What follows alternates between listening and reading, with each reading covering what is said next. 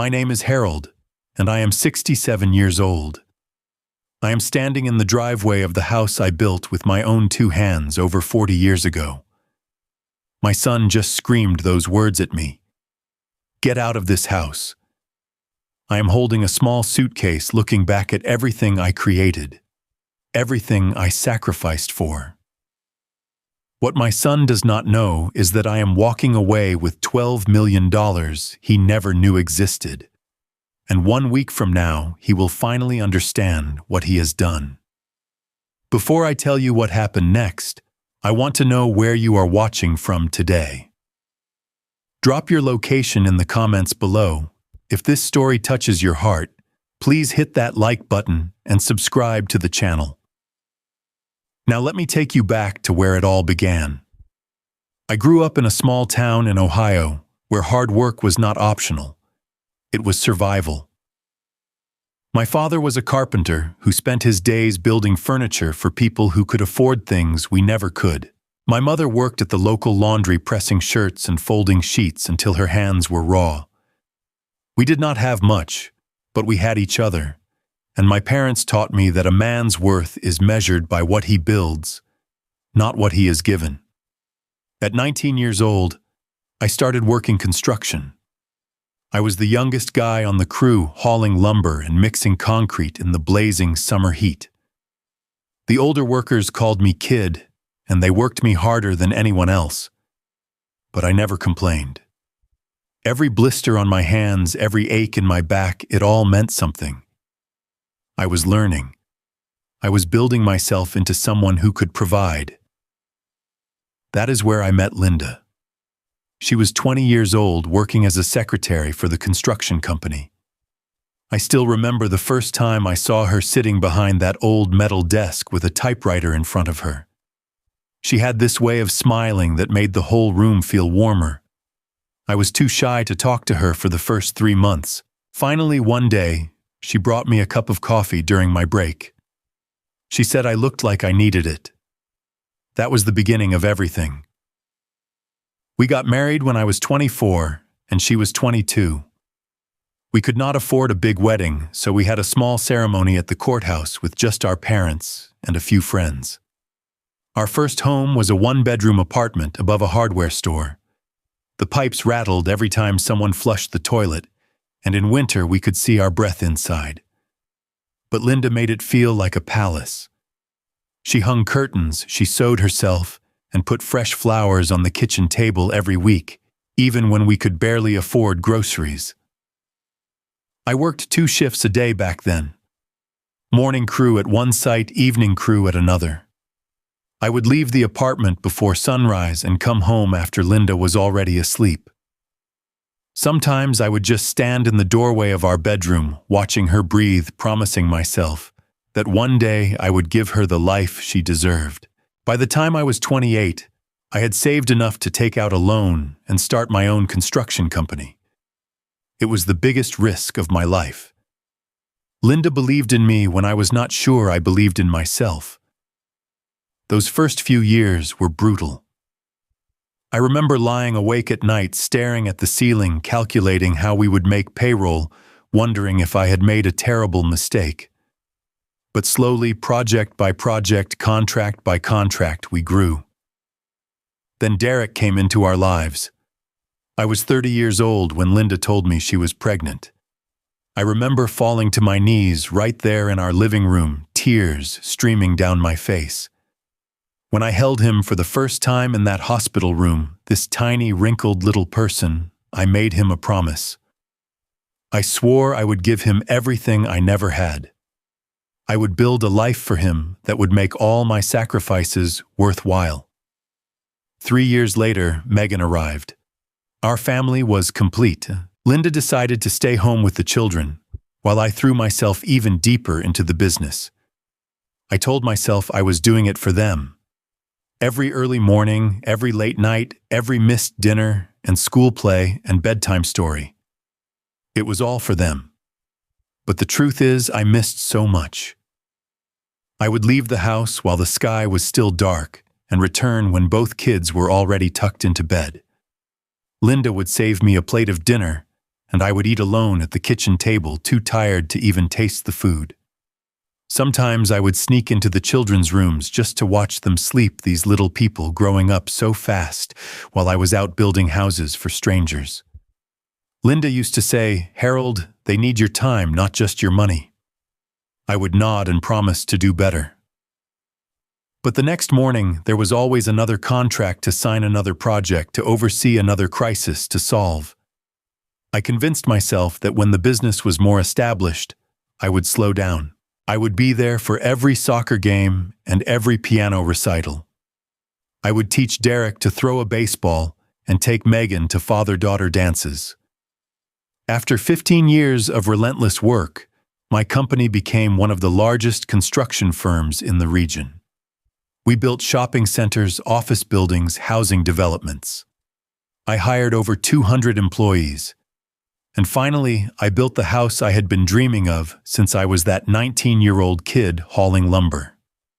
5 bedrooms, a big backyard with an oak tree perfect for a tire swing, a wraparound porch where Linda and I could sit and watch the sunset.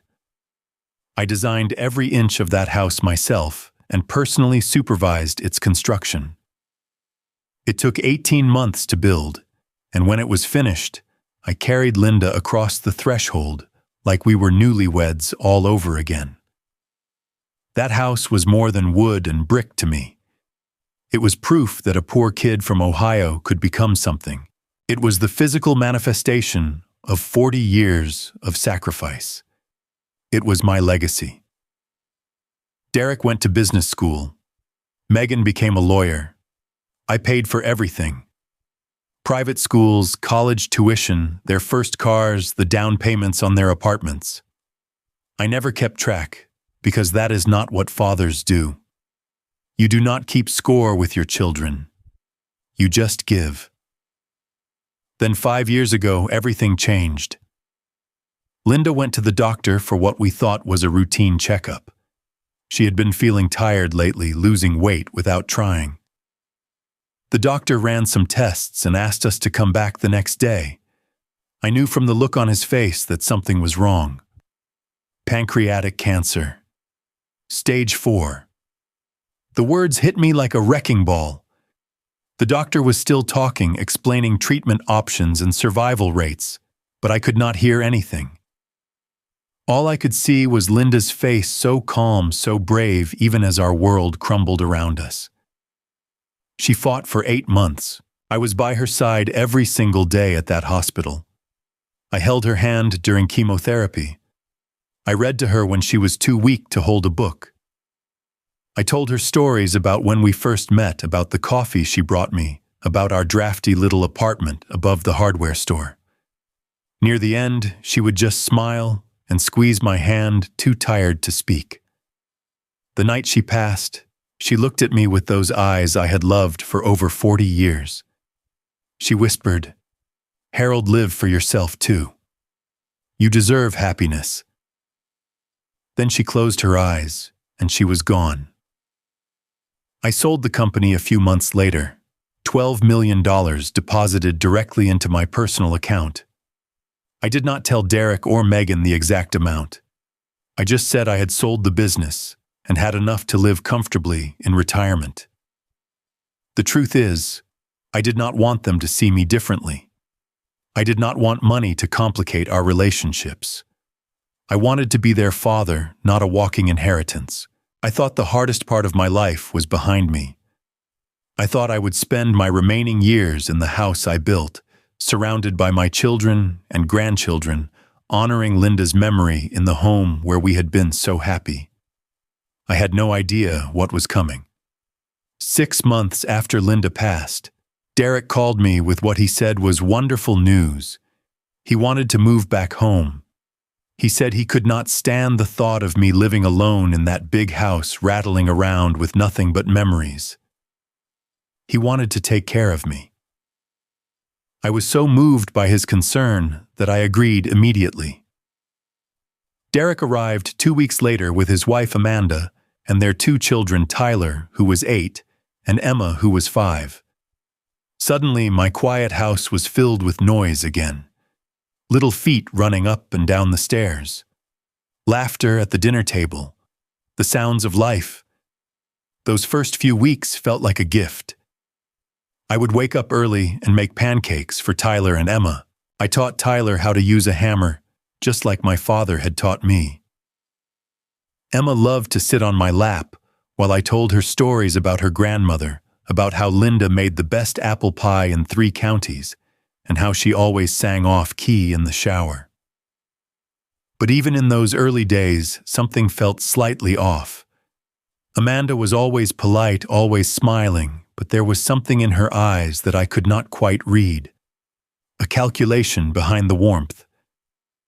I dismissed it as my imagination. I was still grieving, still adjusting to life without Linda. I told myself I was being paranoid. The first real warning sign came about a month after they moved in. I came home from a walk to find Amanda rearranging the living room. The furniture had been pushed around, and several of Linda's decorations had been moved to the basement. But what made my heart stop was the empty space above the fireplace. Our wedding photograph. The one Linda had loved so much. The one where we were both laughing because the photographer had tripped over his own equipment right before snapping the picture. It was gone. I found it downstairs, leaning against a box of old Christmas decorations. Amanda said she needed the space for a larger television. She said the kids needed something to watch. She said it so casually, like she was talking about rearranging throw pillows instead of displacing 40 years of memories. I did not argue. I told myself it was just a photograph. I could hang it somewhere else. I was trying so hard to keep the peace to make this arrangement work.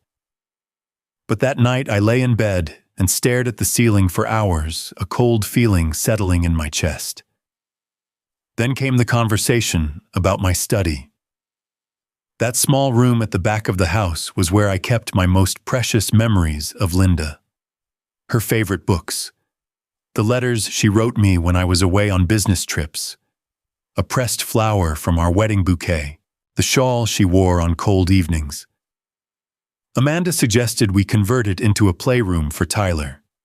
She said the kids needed more space and my study was just collecting dust.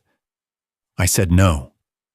It was the first time I had refused anything since they moved in, and the change in Amanda's expression was immediate. Her smile did not falter, but something hardened behind her eyes. Derek took his wife's side without hesitation. He said, "Dad, it is just a room. Mom is gone. You need to move on." I felt those words like a knife between my ribs. Linda had been gone for less than a year. Her presence still filled every corner of that house. I could still smell her perfume in our bedroom closet. I could still hear her voice calling me down for dinner. And my own son was telling me to move on, like 43 years of marriage could be packed away as easily as a box of old photographs. I did not argue with him. I simply walked away and closed the door to my study. But that night, I understood something had fundamentally shifted. I was no longer the head of this household. I was becoming a guest in my own home. Meanwhile, my relationship with Megan had grown distant in a different way. She was living in California, working as a corporate lawyer for a big firm in Los Angeles. We used to talk on the phone every Sunday, but after she moved to the West Coast, those calls became less frequent. Once a month. Then once every few months. Now I was lucky to get a brief text message in response to my calls. I remembered when Megan was a little girl. She used to follow me everywhere. She would sit on my shoulders at the county fair. She would help me wash the car every Saturday morning, even though she mostly just splashed water everywhere. She was my little shadow, my daddy's girl. Now I could not remember the last time I had heard her laugh. The last time she had visited was for Linda's funeral. She stayed for 3 days, handled some legal paperwork, and flew back to California. She hugged me at the airport and said she loved me, but her eyes were already looking past me, already focused on whatever was waiting for her back in Los Angeles.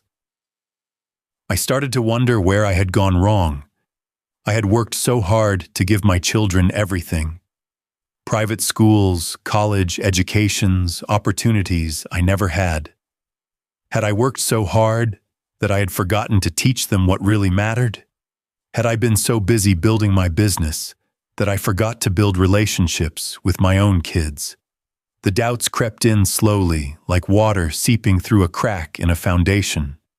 And once they started, I could not make them stop. About 3 months after Derek moved in, I decided to cook dinner for the family. I made Linda's famous beef stew, the one she used to make every Sunday. I spent all afternoon in the kitchen chopping vegetables and browning meat, remembering how Linda used to hum while she cooked.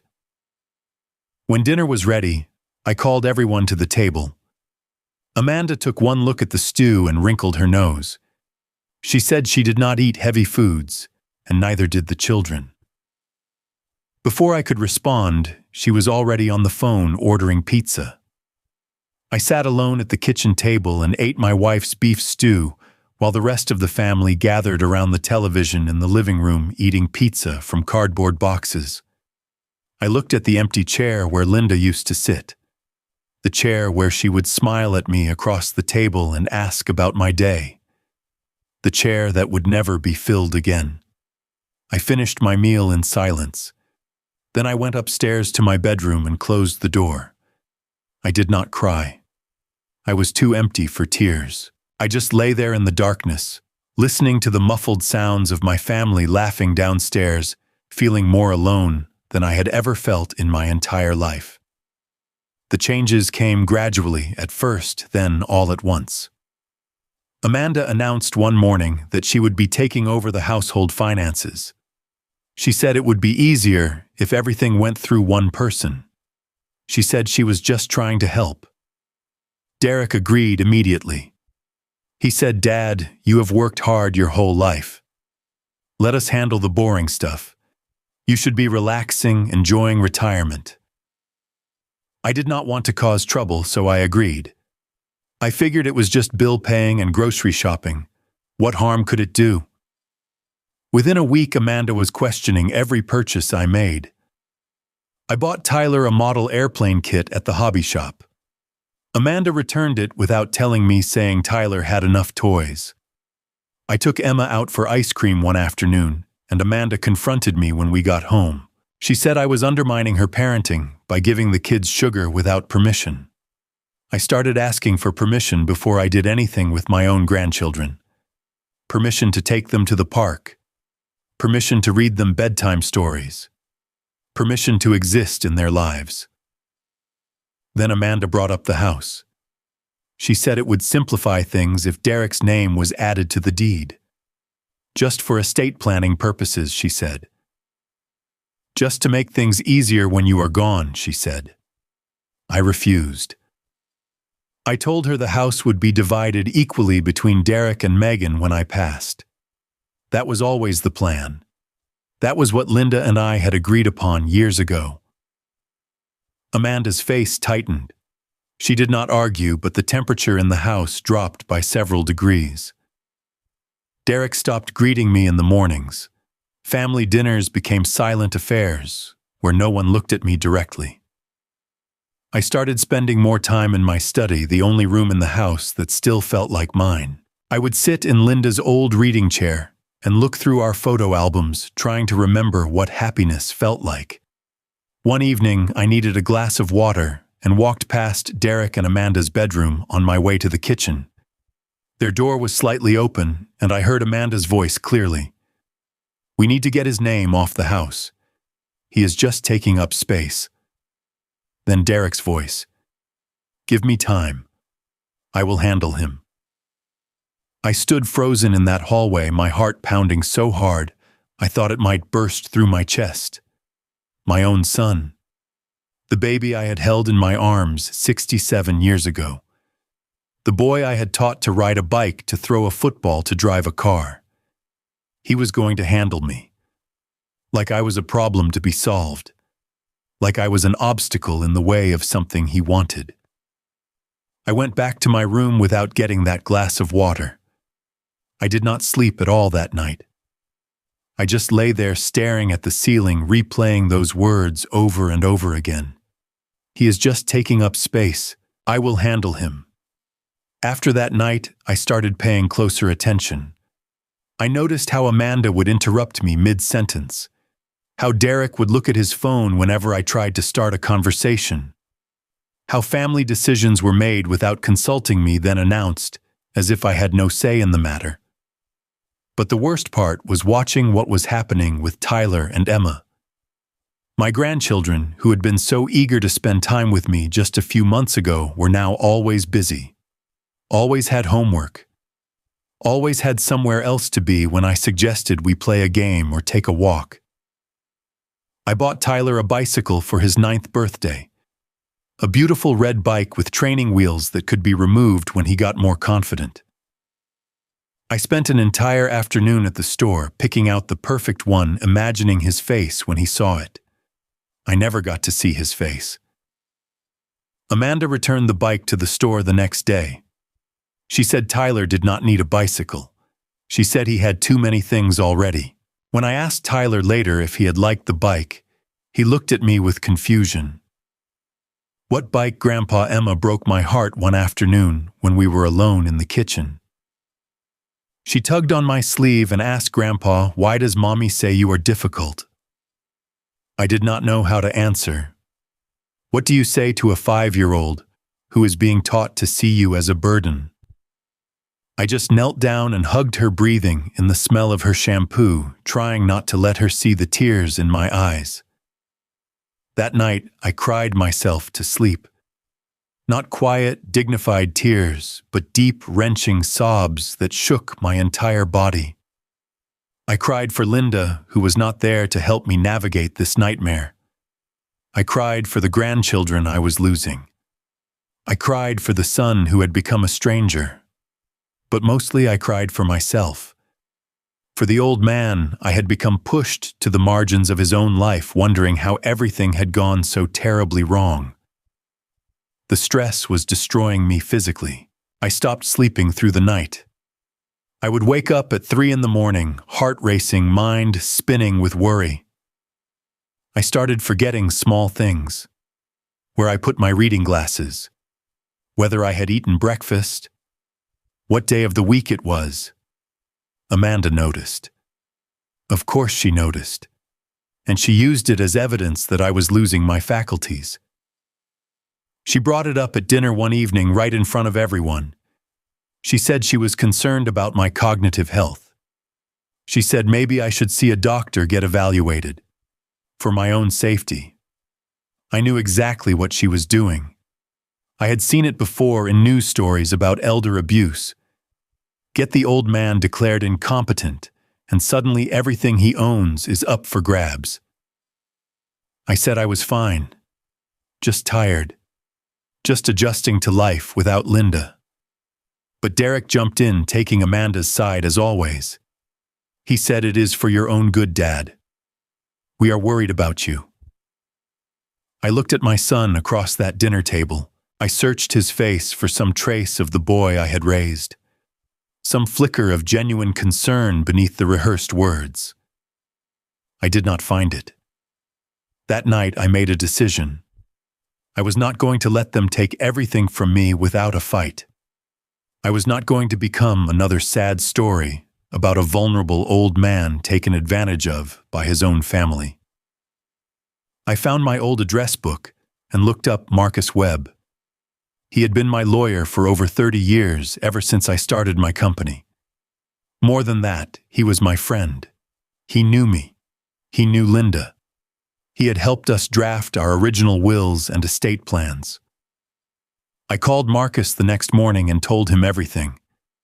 I told him about the changes in the house, about Amanda's manipulation, about Derek's cold indifference. I told him about the conversation I had overheard. I told him I needed to know my rights. Marcus was quiet for a long moment. Then he said, "Harold, come to my office tomorrow. We need to talk about protecting yourself For the first time in months, I felt something other than despair.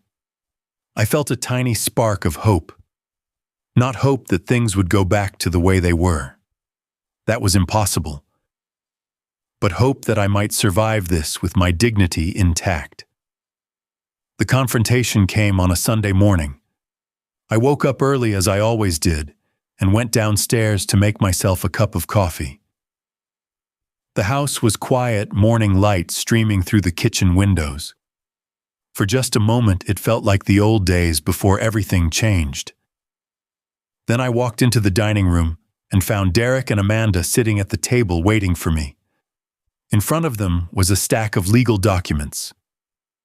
Amanda pushed the papers toward me with a smile that did not reach her eyes. She said it was time to simplify things. Time to let Derek take over the management of my affairs. Time to ensure a smooth transition. I picked up the top document and began to read. It was a durable power of attorney, giving Derek complete control over my finances and legal decisions. The second document was a deed transfer form removing my name from the house I had built and putting it solely in Derek's name. The third was a living will that gave Amanda of all people the authority to make medical decisions on my behalf. I looked up from the papers. My hands were trembling, but my voice was steady when I spoke. I said I would not be signing anything today. I said I needed time to have these reviewed by my own attorney. Amanda's fake smile vanished instantly. She said there was nothing to review. She said these were standard documents. She said I was being paranoid and difficult. Derek stood up from his chair, his face reddening. He said I had always been like this. Stubborn, controlling, impossible to deal with. He said it was no wonder the family walked on eggshells around me. I told him this was my house. I built it with my own hands. Every beam, every wall, every floor. I had designed it and supervised every day of its construction. My name was on the deed, not his. Amanda jumped in again. She said I was too old to take care of myself anymore. She said I was forgetting things. She said they were only trying to help, and I was throwing their generosity back in their faces. I looked at her steadily and said my mind was perfectly clear. I was 67, not 97. I knew exactly what was happening in this house, and I knew exactly what they were trying to do. That was when Derek said the words that changed everything. He stepped closer to me, pointing his finger in my face, and said, "You have always been like this. Stubborn, controlling.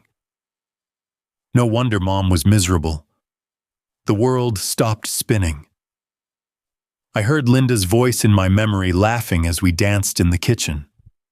I saw her face on our wedding day, radiant with joy. I felt her hand in mine during those final days in the hospital, still warm, still loving, right until the very end.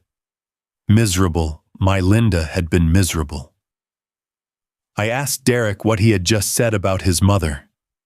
My voice was barely above a whisper, but it silenced the room. He would not look at me.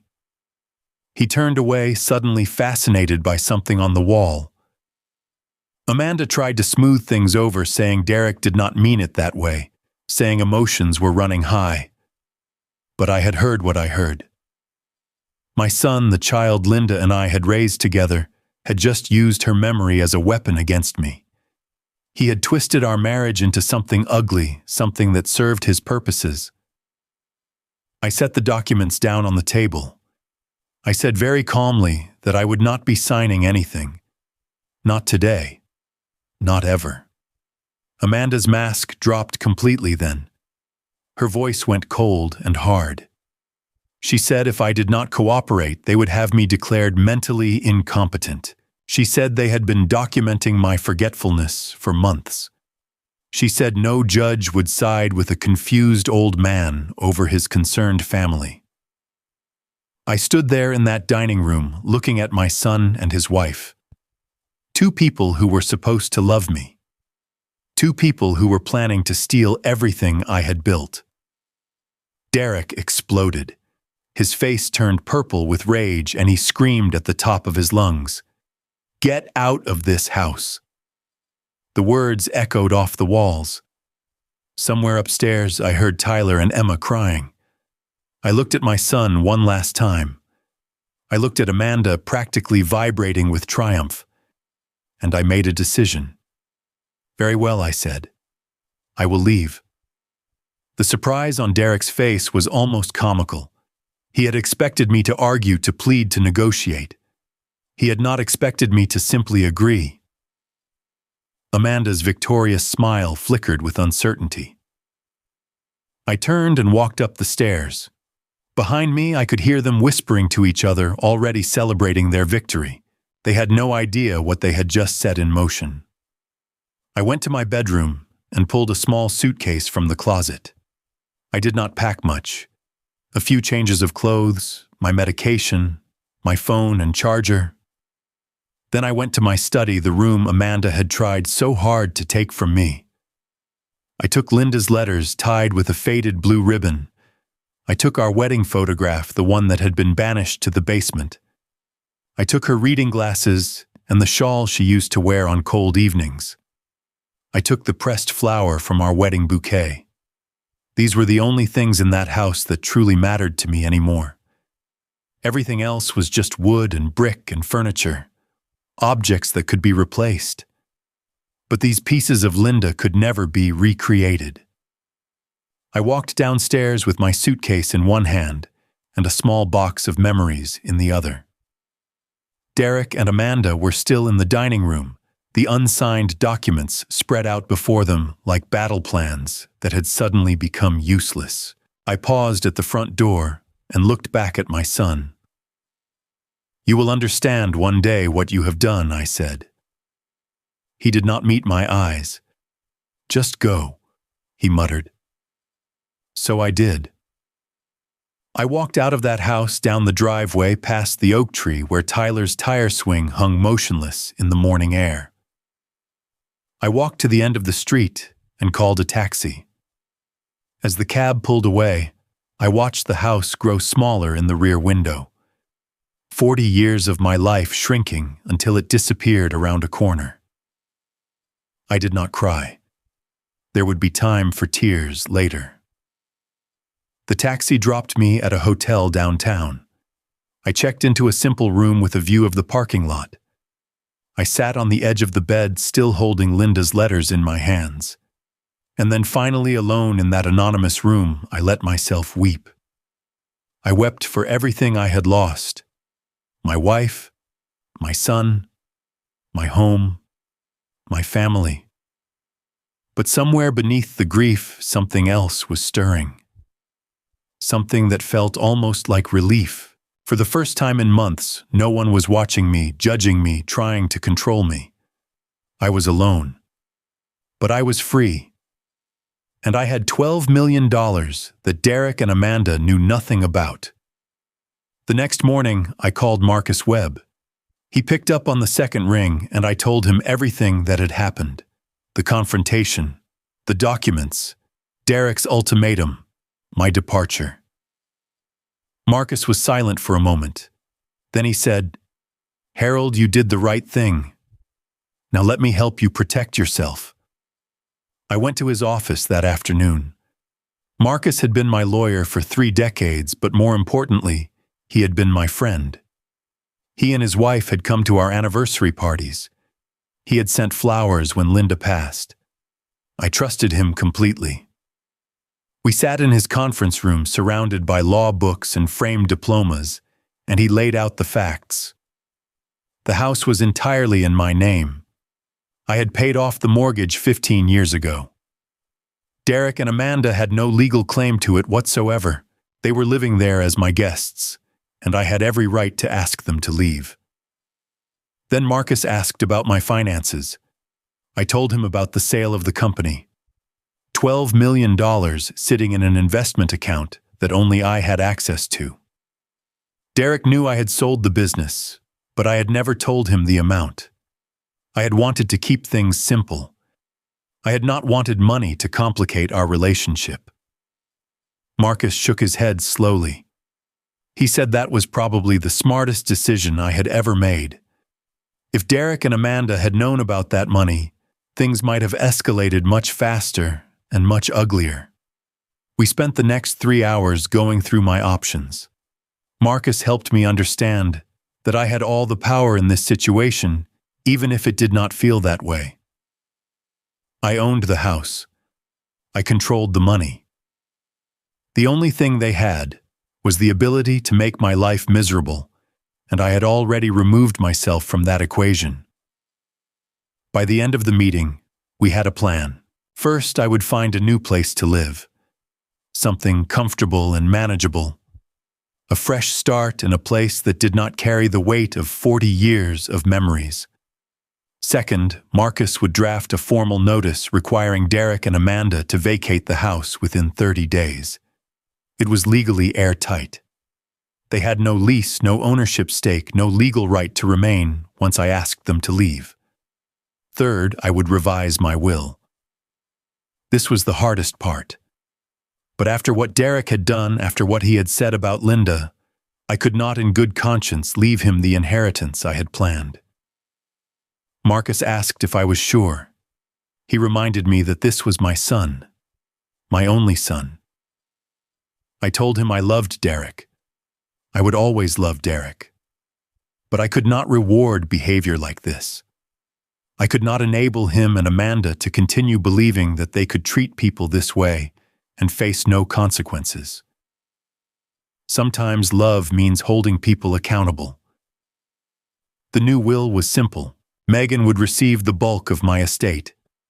A portion would be set aside in a trust for Tyler and Emma managed by an independent trustee who would ensure the money was used for their education and well-being, not funneled to their parents. Derek would receive nothing. It was not revenge. It was justice. The next day I found an apartment, a 2-bedroom unit in a nice building downtown with a view of the river and a small balcony where I could drink my morning coffee. It was a fraction of the size of my house, but from the moment I walked in, it felt right. I spent a week setting up my new home. I bought new furniture that had no memories attached to it. I hung Linda's photograph above the fireplace where it belonged. I arranged her letters in a drawer of my nightstand, where I could read them whenever I needed to feel close to her. The apartment began to feel like mine. Not a place I was tolerated. Not a space I had to ask permission to occupy. Mine. During that first week, I also reached out to Megan. It was one of the hardest phone calls I had ever made. I did not want to put her in the middle of this conflict, but she deserved to know the truth. I told her everything. The manipulation, the documents, the things Derek had said, my departure. By the time I finished, Megan was crying. She did not believe me at first. She asked if maybe I had misunderstood. Maybe things were not as bad as they seemed. I understood her reluctance. No one wants to believe that their sibling could act this way. So I sent her the recording. I had not mentioned it to anyone, but on the morning of the confrontation, I had sensed that something was coming. So before going downstairs, I had started the voice recorder on my phone. I had captured everything. Amanda's demands, Derek's insults, his words about Linda, his screaming at me to leave. Megan called me back an hour after she listened to it. Her voice was shaking, but not with disbelief anymore, with anger. "Dad, I am so sorry," she said. "I am so sorry I was not there. I am so sorry I did not see what was happening." I told her it was not her fault. She had been building her own life just like I had always wanted for her. I was proud of her success, even if it had taken her far away from home. Megan said she was coming to visit. She said she would be on the next available flight. I told her she did not have to disrupt her work, but she insisted. She said this was more important than any case or meeting. For the first time since I left that house, I felt like I still had a family. During that same week, I also made 2 new friends. It happened at the park near my apartment, where I had started taking morning walks. Frank was a 72-year-old veteran who lived alone in a nearby building. He had lost his wife to cancer 3 years ago, and his children lived on the other side of the country. We started talking one morning when we both sat down on the same bench, and we discovered we had more in common than we would have expected. Dorothy was a 68-year-old widow who tended a small community garden at the edge of the park. She had wild silver hair and dirt perpetually under her fingernails, and the kind of laugh that made everyone around her smile. She invited me to help her plant tomatoes one afternoon, and somehow that turned into a regular thing. These were small connections, simple friendships, but after months of isolation and manipulation, they felt like oxygen to a drowning man. I was surviving. More than that, I was beginning to live again. Exactly 1 week after I left, Derek received a registered letter from Marcus Webb's law office. The letter informed him that as the sole owner of the property, I was formally requesting that he and his family vacate the premises within 30 days. The letter cited the relevant property laws and made it clear that failure to comply would result in formal eviction proceedings. I was not there to see Derek's face when he opened that envelope, but Marcus told me later that Derek called his office within an hour, screaming obscenities at the receptionist. He demanded to speak to Marcus. He threatened to sue. He claimed the letter was some kind of fraud. Marcus calmly explained that everything was perfectly legal. The house belonged to me. Derek was living there at my pleasure, and my pleasure had ended. He had 30 days to find alternative accommodations. Derek hung up and immediately tried to call me. I saw his number appear on my phone and let it go to voicemail. He called 6 more times that day. He sent dozens of text messages ranging from angry demands to pleading apologies to outright threats. I did not respond to any of them. Over the next few days, Derek tried everything he could think of. He hired his own lawyer, who quickly confirmed that he had no legal standing. He tried to contact my bank only to discover that he had no access to any of my accounts. He even called Megan, hoping she could convince me to change my mind. Megan told him exactly what she thought of his behavior. She told him about the recording she had heard. She told him he had brought this on himself. Then she hung up. It was during this process that Derek and Amanda finally discovered the truth about my finances. Derek's lawyer had been doing research trying to find any angle that might help his case. In the process, he uncovered records related to the sale of my company. $12 million. I can only imagine the conversation that happened in that house when Amanda found out. The man she had been treating like a burden, the old fool she had been trying to manipulate out of his own home, was worth more than she had ever dreamed. Marcus told me that the tone of Derek's communications changed dramatically after that discovery. Suddenly, the angry demands disappeared. In their place came profuse apologies, declarations of love, promises to change. Derek showed up at my apartment building one afternoon with flowers and tears in his eyes. The security guard called up to my unit, and I agreed to see him. I suppose part of me still hoped that this crisis might somehow bring my son back to me. Derek sat across from me in my small living room, flowers trembling in his hands. He cried. He said he had been wrong. He said Amanda had manipulated him. He said he loved me and wanted me to come home. I listened to everything he had to say. Then I asked him one question. Are you sorry for what you did or sorry for what you lost? He could not answer. His mouth opened and closed, but no words came out. And in that silence, I had my answer. I told him I forgave him, and I meant it. I did not want to carry anger and resentment around for whatever years I had left. Life was too short for that. Linda had taught me that. But I also told him I would not be coming back. I told him that forgiveness did not mean forgetting. It did not mean pretending that nothing had happened. It did not mean opening myself up to be hurt again. I told him I loved him. I would always love him. He was my son, and nothing could change that. But I also loved myself, and I deserved to be treated with respect. Derek left my apartment that day with empty hands. No reconciliation, no restoration of his inheritance, no easy absolution. I watched him walk to his car from my window. For a moment he looked up at my building, and I thought I saw something in his face.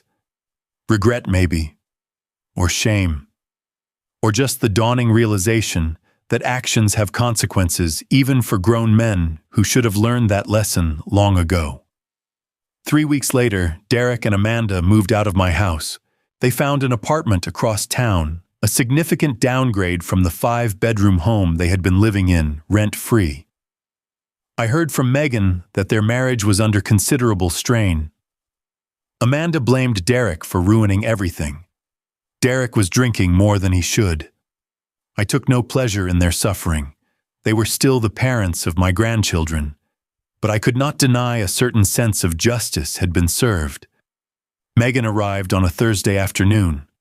I met her at the airport, standing at the arrivals gate with a bouquet of flowers, like some nervous teenager on a first date. When she came through the doors and saw me, she dropped her suitcase and ran into my arms. We stood there for a long time, just holding each other. People flowed around us like water around a stone, but we did not care. We had lost so much time, and we both knew it. She stayed for a week. 7 days that felt like a gift I did not deserve. We went furniture shopping together, and Megan helped me pick out a comfortable reading chair for my living room. We cooked meals side by side in my small kitchen, bumping elbows and laughing at our own clumsiness. We walked along the river in the evenings, watching the sunset paint the water in shades of orange and gold. One night we stayed up until 2 a.m, looking through old photo albums. Pictures of Megan as a baby, as a toddler, as a gap-toothed elementary schooler. Pictures of Linda young and beautiful before time and illness had taken their toll. "I love you, Dad," Megan said, leaning her head against my shoulder. "I am sorry I was not here sooner. I am sorry I let work consume me." I told her she had nothing to apologize for. She had built a successful career and independent life. That was exactly what I had always wanted for her.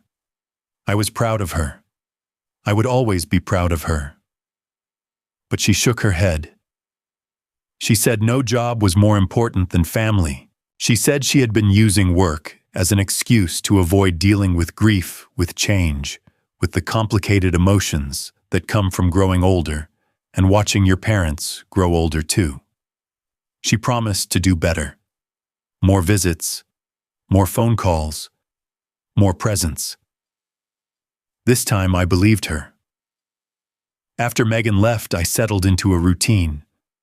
Morning walks in the park with Frank, afternoon gardening with Dorothy, evenings alone with a good book and memories of Linda. I started volunteering at a local community center, teaching basic carpentry skills to at-risk youth. Something about passing on what I knew, watching young people learn to build things with their own hands, filled a void I did not know I had. I joined a book club at the public library.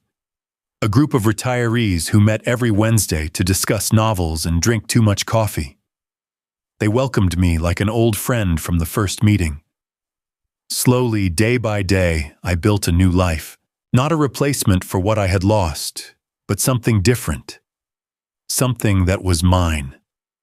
I started a journal. Every night before bed, I wrote down 3 things I was grateful for. Some days it was easy. A beautiful sunset, a good conversation, a letter from Megan. Other days I had to dig deeper. The ability to walk without pain, the taste of my morning coffee, the simple fact of being alive. But I always found 3 things. Always. The wounds from Derek's betrayal began to heal, though the scars remained. I thought about him every day. I wondered if he was learning anything from this experience, or if he was just counting down the days until he could inherit what was left when I was gone. Then one day I got a phone call from an unknown number. I almost did not answer, but something made me pick up. "Grandpa," it was Tyler. His voice was hushed like he was hiding somewhere to make the call. "Hey, buddy," I said, my heart suddenly pounding. "How are you?" He said he missed me. He said things were different since they moved. He said Mommy and Daddy fought all the time now, and Emma cried herself to sleep most nights. I closed my eyes and felt tears sliding down my cheeks. These children, innocent bystanders in their parents' war, were suffering because of choices they never made. I told Tyler I missed him too. I told him I loved him and Emma very much. I told him that no matter what happened between the grown-ups, I would always be his grandpa. He asked if he could come visit sometime. "When Mom is not mad," he added. I said I would like that very much. After we hung up, I sat in silence for a long time. Then I called Marcus and asked him about the trust we had set up for the children. I wanted to add a provision. When Tyler and Emma turned 18, they would each receive a letter from me explaining everything that happened. They would learn the truth not from their parents' version, but from mine. I did not want revenge. I did not want to poison them against their own mother and father. But I did want them to understand. I wanted them to know that their grandfather loved them, that he never abandoned them by choice, that the door was always open. That night I dreamed about Linda. We were sitting on the porch of our old house watching the sunset, holding hands, like we had done 1,000 times before. She turned to me and smiled, and even though no words were spoken, I understood everything she wanted to say. "You are going to be okay. You are stronger than you know. Keep living. Keep loving. Keep building." I woke up with wet cheeks and a peaceful heart. 6 months have passed since I walked out of that house with a single suitcase. I am sitting on my balcony now, watching the river flow past, drinking coffee from the mug Megan gave me. It says "World's Best Dad" on the side, which makes me smile every morning. My apartment is small, but it is filled with the things that matter. Linda's photograph hangs above the fireplace. Her letters sit in my nightstand drawer. The shawl she used to wear is draped over my reading chair, and sometimes when the evening light hits it just right, I can almost see her sitting there, smiling at me. I have learned things in these 6 months. Hard lessons that I wish I had learned earlier. I learned that you can love someone and still walk away from them. Love does not require you to accept abuse. It does not demand that you sacrifice your dignity for the comfort of others. Sometimes the most loving thing you can do for yourself and for the person hurting you is to set a boundary and hold it. I learned that family is not just about blood. Frank and Dorothy have become family to me. The young people I mentor at the community center have become family. Connection is a choice we make every day with everyone we encounter. I learned that grief does not end. It just changes shape. I still miss Linda every single day. Some mornings I wake up reaching for her side of the bed before I remember she is gone. But the sharp edges of that loss have softened into something more bearable. The pain has transformed into gratitude for the years we had together. I learned that starting over is possible at any age. I was 67 years old when I walked out of that house. I had every excuse to give up, to let Derek and Amanda win, to accept that my life was effectively over. Instead, I chose to begin again. And that choice has made all the difference. I have not seen Derek since that day he came to my apartment with flowers and apologies. He calls occasionally, and sometimes I answer. Our conversations are short, awkward, full of things unsaid. I do not know if we will ever truly reconcile. Maybe some bridges once burned cannot be rebuilt, but I have made peace with that uncertainty. I cannot control Derek's choices. I can only control my own, and I choose to live whatever time I have left with purpose and joy and love. Tyler and Emma call me every few weeks now, usually when their mother is distracted or away from home. We talk about school and friends and video games and all the ordinary things that make up a child's life. I send them cards on their birthdays and gifts at Christmas delivered through Megan so Amanda cannot intercept them. Megan visits every couple of months. She is talking about looking for a job in this city, something that would let her be closer to me. I tell her not to upend her life on my account, but secretly the thought of having her nearby fills me with more happiness than I can express. I do not know how many years I have left. Nobody does. But I know that whatever time remains, I will spend it on my own terms. Building connections instead of walls. Creating joy instead of waiting for permission to feel it. Living fully as Linda always wanted me to. The sun is setting now, painting the river in shades of orange and gold. I take a sip of my coffee and think about everything that led me here. The pain, the betrayal, the impossible choice I had to make. And I realize something. Walking out of that house was not a defeat. It was a victory. The greatest victory of my life. I chose myself. I chose my dignity. I chose my peace. And in doing so, I found something I had been missing for years without even knowing it. I found freedom. Now I want to ask you something. Have you ever had to choose between family and self-respect? Have you ever walked away from people who were supposed to love you because staying meant losing yourself? Leave your answer in the comments below. I read every single one and I would love to hear your story. If this story touched you today, please hit that like button. It helps more people find this channel and hear stories that might help them through their own struggles. And if you want to see more stories like this one, please subscribe and turn on notifications so you never miss an upload. Share this video with someone who needs to hear it. Maybe a friend going through a difficult family situation. Maybe a parent who feels unseen or unappreciated. Maybe anyone who needs a reminder that it is never too late to choose yourself. Thank you for spending this time with me today. Thank you for listening to my story. Whatever challenges you are facing in your own life, I want you to know that you are stronger than you think. You deserve to be treated with love and respect. And no matter how dark things seem right now, there is always a path forward. Take care of yourself. Be kind to others.